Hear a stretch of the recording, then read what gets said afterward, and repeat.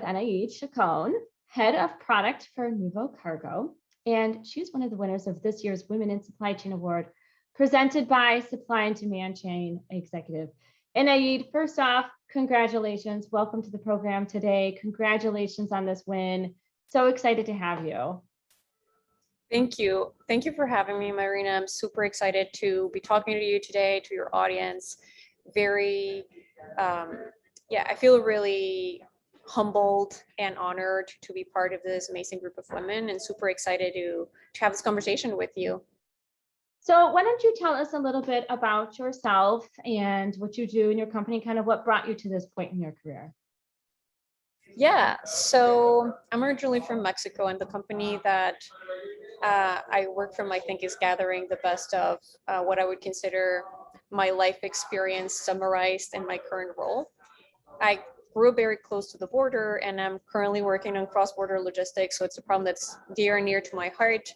I think the whole problem that we're looking to solve to make businesses and transportation companies in both sides of the border more effective, give them better tools to do their everyday work, and to also give them access to capital is something that I feel very connected to, especially because my dad is also a small business owner, and one of the challenges that he experienced was basically that. So from that perspective, the work that I do is very connected to my personal purpose, and I think that's part of what I try to bring in what I do every day. Right now, I'm the head of product of Nuvocargo, and what that means is I have 4 different teams that are under my purview. I have the product team that's thinking about what are the right things to build to serve the needs of our customers and our partners. We consider carriers, actually, we see them also as very important partners. We don't see them like, okay, they're just the people that have the trucks and they're like a secondary thought. They're actually core to our business, the experience we're trying to build. And also our internal teams. I think that's very different from what I've seen in other companies, even software companies, is for laser focus on building great tools also for our internal teams. And then, so that's the product team, like trying to find what are the needs of all of those stakeholders, how do they interact with each other, and how can we make their lives better. In addition to that, I have the design team that partners with the product on building the right usability, experiences, getting the right feedback, not only having the numeric analysis of how are we improving something in terms of metrics, but really is this solving the core problem that these users have. Then I have the data and analytics team who supports these functions and also other functions at the company that need to get access to data about transactions, about how our business is going, and is really at the core of how we think about experimenting and testing new approaches to solving problems, and allows us to continuously learn from all of these stakeholders that I mentioned, and obviously the market. And the final one is the marketing team, who is very close to product and really thinking about what is the right messaging to put what we're doing out there, to reach to more customers and partners, and to continue giving the message of what Nuvocargo is to everyone out there. So it's a very all-encompassing job, but it's been super amazing to be able to have this. And I think one of the things I'm most excited about, in addition to working in this very complex and interesting space, is the ability to build an amazing team. I think part of the reason when I think on this award and the things that we've achieved the last year, all of it, I can look back into the team, and it really is one of like my biggest joys and prides for doing this today. So being somebody that wears many hats as yourself, yeah. What kind of attributes do you think successful supply chain leaders should have? I think it's a combination of being able to balance out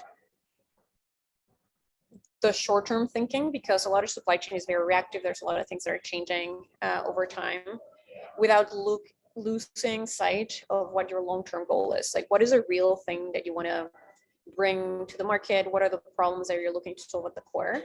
And how do you structure your teams in a way that you have that connection of the short-term learnings are informing the medium-term plans and are aligned with the long-term trajectory? I think it's very easy to, well, not very easy, because nothing in supply chain is easy, but it's definitely a little more challenging to make that structure in the way you operate, where you have those learnings flowing between the different teams that you have, for example, or carrier team that is communicating with the dispatch is answering things like every minute, like, are we taking the time to really understand what are the pain points that they have that also connects to the things that carriers are having, so that we then inform like investments or improvements we can make in processes or in tools in the medium term, and then grabbing those as well into how do you connect those to as a business, where are we trying to grow, how important is like our investment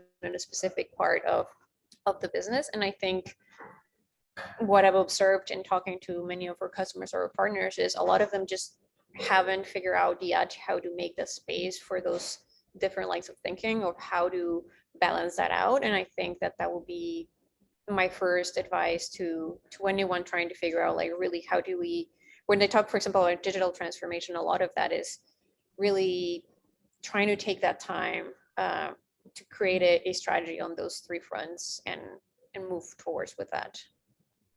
So speaking of advice, what kind of advice, would you give your younger self, and what do you give for a lot of the young new talent that, may or may not know that supply chain industry is a good fit for them?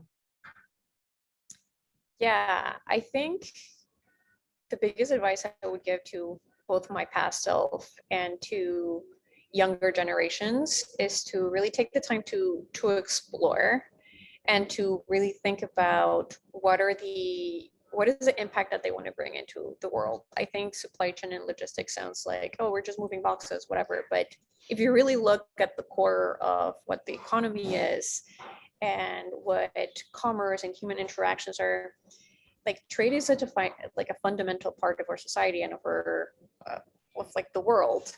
And logistics is basically this backbone that connects all this together. So as you're thinking of opportunities, one is really thinking critically about the impact that they can have on your life and other people's lives. And second, not letting the fact that you don't know about a domain discourage you from trying. I think historically, I've always gravitated toward things that are complex or that had been typically favored by males. I studied electronic engineering, then I moved into software, then I worked in software products. I also worked with retail for like auto parts. So a lot of things that typically people wouldn't think like as female.